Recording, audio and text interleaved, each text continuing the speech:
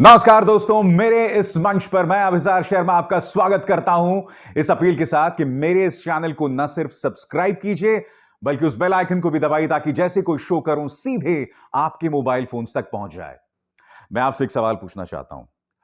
आज वो दिन था जब हर भारतीय को गर्व करना चाहिए। जानते हैं क्यों? क्योंकि सिर्फ भारत ही नहीं बल्कि एशिया के सबसे बड़े इंटरनेशनल एयरपोर्ट का शिलान्यास किया प्रधानमंत्री नरेंद्र मोदी और उत्तर प्रदेश के मुख्यमंत्री योगी आदित्यनाथ ने।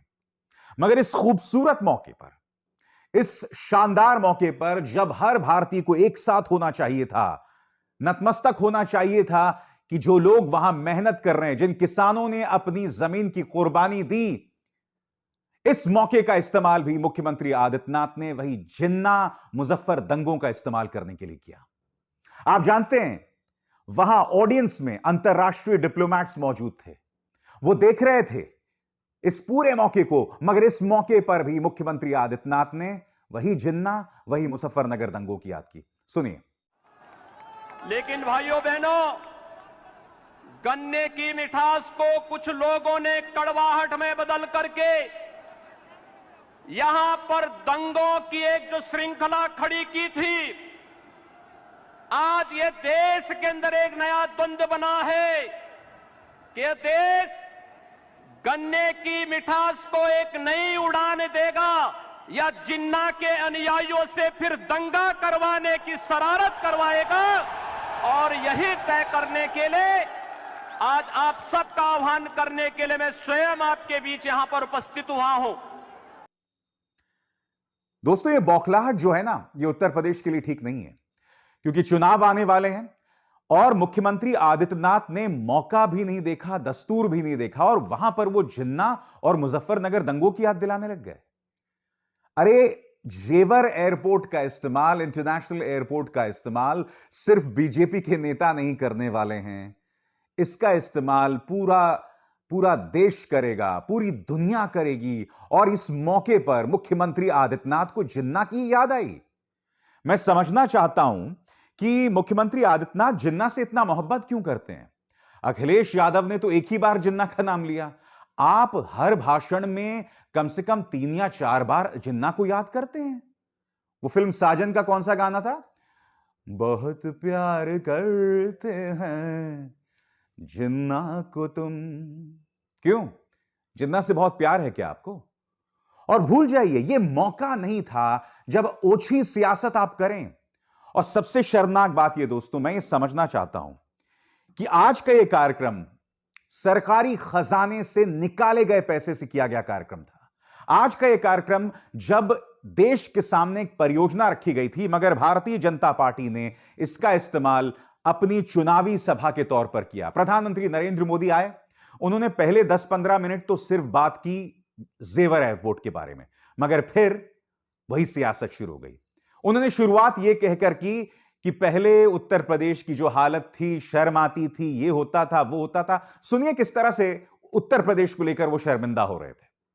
आजादी के इतने सालों तक तो उत्तर प्रदेश को ताने सुनने के लिए मजबूर कर दिया गया था। कभी गरीबी के ताने, कभी जात पात की राजनीति के ताने, कभी हजारों करोड़ रुपयों के घोटालों के ताने, कभी खराब सड़कों के ताने, कभी उद्योगों के अभाव के ताने, कभी ठप पड़े विकास के ताने, कभी अपराधी माफिया और राजनीति के गठजोड़ के ताने। और बात यहां नहीं रुकी दोस्तों, उन्होंने यह कहा कि मौजूदा सरकार जो है वो अंतर्राष्ट्रीय मानचित्र पर आ गई है, अंतर्राष्ट्रीय ख्याति प्राप्त कर रही है योगी आदित्यनाथ की सरकार।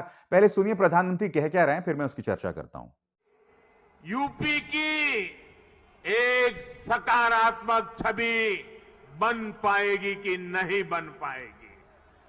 भाइयों बहनों, पहले की सरकारों ने जिस उत्तर प्रदेश को अभाव और अंधकार में बनाए रखा, पहले की सरकारों ने जिस उत्तर प्रदेश को हमेशा झूठे सपने दिखाए, वही उत्तर प्रदेश आज राष्ट्रीय ही नहीं, अंतर्राष्ट्रीय छाप छोड़ रहा है।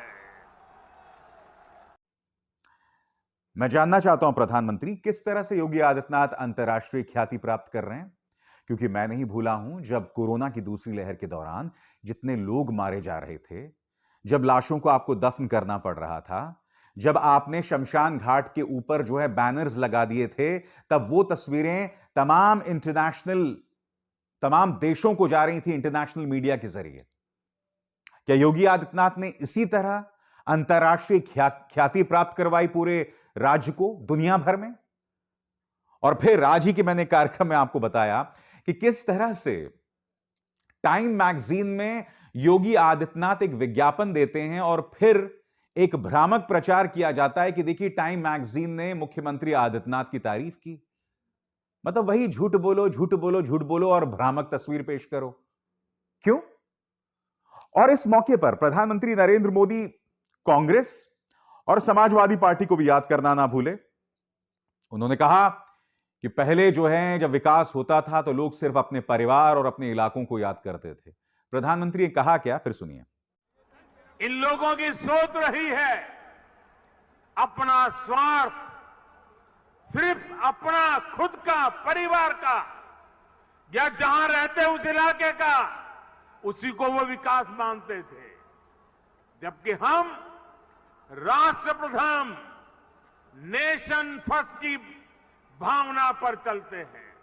मोदी जी, मैं फिर कहना चाहता हूं, अगर आप एक चुनावी सभा कर रहे हैं तो यह सब कहने का आपको अधिकार है, मगर जेवर एयरपोर्ट का उद्घाटन यह पूरा देश के लिए लम्हा था। मगर भारतीय जनता पार्टी उत्तर प्रदेश के चुनावों को लेकर इस कदर बौखलाई हुई है कि उन्होंने एक राष्ट्रीय मंच का इस्तेमाल अपनी ओछी सियासत करने के लिए किया। उन्होंने एक राष्ट्रीय मंच का इस्तेमाल देश के अंदर ध्रुवीकरण करने के लिए किया, क्योंकि उन्होंने फिर वही जिन्ना, वही मुजफ्फरनगर दंगों को याद किया। मैं ये समझना चाहता हूं कि आखिर क्या वजह है कि भारतीय जनता पार्टी इस कदर डेस्परेट है। क्या वजह है, मैं समझना चाहता हूं।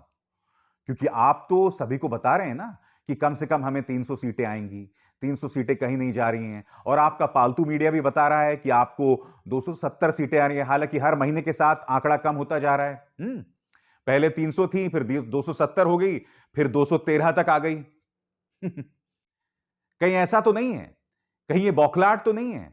पता चला 2022 आते आते तक इस वक्त जो आप 213 सीटों की बात कर रहे हैं, वो 100 सीटों पर सिमट जाएं आप। कहीं ये हालात तो पैदा नहीं हो रहे हैं? क्या यही वजह है कि प्रधानमंत्री नरेंद्र मोदी और मुख्यमंत्री आदित्यनाथ इस कदर एक राष्ट्रीय मंच का इस्तेमाल कर रहे हैं अपनी सियासत के लिए? खैर, मेरा फर्ज और मेरा कर्तव्य था आपके सामने हकीकत पेश करना, और वाकई शर्मनाक तस्वीर आज सामने उभर कर आई है जेवर अंतर्राष्ट्रीय एयरपोर्ट के उद्घाटन के समय, जब इस मंच का इस्तेमाल मुख्यमंत्री आदित्यनाथ और प्रधानमंत्री नरेंद्र मोदी ने सिर्फ बीजेपी की सियासत को आगे बढ़ाने के लिए किया। नमस्कार।